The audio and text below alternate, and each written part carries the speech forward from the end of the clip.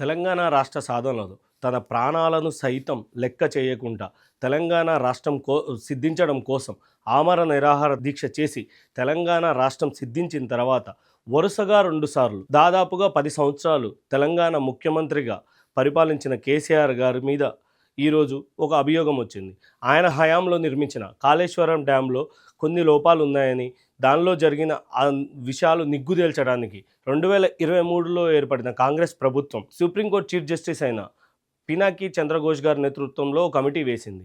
ఈ కమిటీ ఆ ప్రాజెక్టును సందర్శించి ఆ సమయంలో పనిచేసిన ఉద్యోగుల అందరినీ ఎంక్వైరీ చేసింది. దాంతోపాటు ఆ సమయంలో ఆర్థిక శాఖ మంత్రి అయిన ఈటెల రాజేందర్ గారిని, దాంతోపాటు ఇరిగేషన్ శాఖ మంత్రి అయిన హరీష్ రావు గారికి, అప్పటి ముఖ్యమంత్రి అయిన కేసీఆర్ గారికి సమాలను జారీ చేసింది. ఈటెల రాజేందర్ గారు, హరీష్ రావు గారు అప్పుడు క్యాబినెట్ తీసుకున్న నిర్ణయం ప్రకారమే కాళేశ్వరం డ్యాం నిర్మించాము తప్ప ఎలాంటి సొంత లాభాలు లేవని చెప్పారు.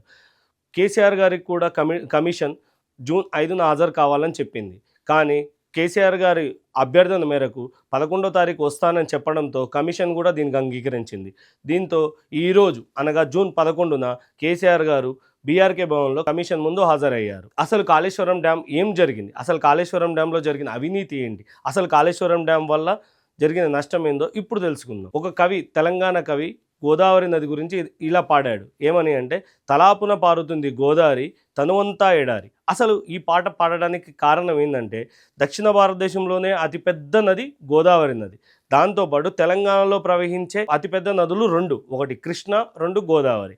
గోదావరి నది ఎక్కువ పరివాహ ప్రాంతం మొత్తం భూమట్టానికంటే కింద ప్రవహిస్తుంది. దీనివలన దీని మీద ఏదైనా డ్యామ్ నిర్మించాలంటే ఎత్తిపోయాలి తప్ప దీనిని డైరెక్ట్గా నిర్మించలేము. ఎలా అంటే, ఉదాహరణకు నాగార్జున సాగర్ డ్యామ్ లాగా స్టోర్ చేయడానికి కుదరదు. దీన్ని ఖచ్చితంగా ఎత్తిపోయాలి. దానికోసమే అప్పటికే అంబేద్కర్ ప్రాణహిత చేవెళ్ళ డ్యామ్ నిర్మించాలనుకున్నారు దీని దగ్గర. కానీ మహారాష్ట్ర ప్రభుత్వం అభ్యంతరం చెప్పింది. దాంతోపాటు సిడబ్ల్యూసి కమిషన్ కూడా అభ్యంతరం చెప్పింది వద్దు అని. దీంతో దీన్ని రీడిజైన్ చేయాల్సి వచ్చింది. దీన్ని రీడిజైన్ చేసి కాళేశ్వరం ఎత్తిపోతల పథకం అని ఒక ప్రాజెక్ట్ నిర్మించారు. ఇది ప్రపంచంలోనే అతిపెద్ద ఎత్తిపోతల పథకం. దీనివల్ల ఉత్తర తెలంగాణ మొత్తం సస్యశ్యామలం అవుతుందని కేసీఆర్ గారు చెప్పారు. 2016లో కాళేశ్వరం డ్యాం నిర్మించడం ప్రారంభించారు. ఈ 2019లో నిర్మాణం పూర్తయింది.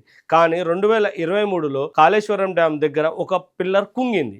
ఈ కుంగడంతో 2023లో అధికారంలోకి వచ్చిన కాంగ్రెస్ ప్రభుత్వం కాళేశ్వరం, సుందిల్ల, అన్నారం రిజర్వాయర్ల పైన ఒక కమిటీ వేసింది. ఆ కమిటీకి నేతృత్వం వహించేది సుప్రీంకోర్టు చీఫ్ జస్టిస్, మాజీ చీఫ్ జస్టిస్ పినాకి చంద్రఘోష్ గారు. ఈయన కాళేశ్వరం ప్రాజెక్ట్ని సందర్శించి ఆ సమయంలో పనిచేసిన ఉద్యోగులందరినీ ఎంక్వైరీ చేసి దాని తర్వాత రాజకీయ నాయకులకు ఎంక్వైరీ చేయడానికి వచ్చారు. ఈ రాజకీయ నాయకుల్లో హరీష్ రావు గారు, ఈటెల రాజేందర్ గారు, కేసీఆర్ గారు ఉన్నారు. ఇది అందరికీ తెలిసింది. ఆల్రెడీ కేసీఆర్ గారు ఈరోజు ఆ కమిటీ ముందు హాజరై పవర్ పాయింట్ ప్రజెంటేషన్ కూడా ఇచ్చారు. కానీ బీఆర్ఎస్ ఎమ్మెల్యేలు, కార్యకర్తలు ఏమంటున్నారంటే, కావాలనే ఇప్పుడున్న కాంగ్రెస్ ప్రభుత్వం కేసీఆర్ గారి మీద కుట్రతో, రాజకీయ కక్షతో ఈ కాళేశ్వరం డ్యామ్కి సంబంధించి సమన్లు జారీ చేసిందని, ఇందులో ఎలాంటి లోపం లేదని వాళ్ళు అంటున్నారు. కానీ రాజకీయ విశ్లేషకులు ఏమంటున్నారంటే, 2016లో రేవంత్ రెడ్డి గారిని ఓటుకు నేటు కేసులో అరెస్ట్ చేశారు. అప్పుడు సీఎం కేసీఆర్ గారు దాన్ని మనసులో పెట్టుకొని కక్ష కొద్దీ దీని మీద కాళేశ్వరం డ్యామ్ మీద సమన్లు జారీ చేశారు తప్ప ఇందులో ఎలాంటి లేదు అని అంటున్నారు. కానీ తెలంగాణ ప్రజలు కాళేశ్వరం డ్యాంలో నిజంగా అవినీతి జరిగిందా లేదా, అవినీతి జరిగితే జరిగిందని చెప్పండి, లేకపోతే లేదు అని చెప్పండి. అంతేకాని ఎలాంటి రాజకీయ కక్షలకు పోవద్దు అని, తెలంగాణ రాష్ట్రం ఆర్థికంగా పురోభివృద్ధి సాధించాలి తప్ప రాజకీయ కక్షలకు కేంద్రం కావద్దు అని కోరుకుంటున్నారు.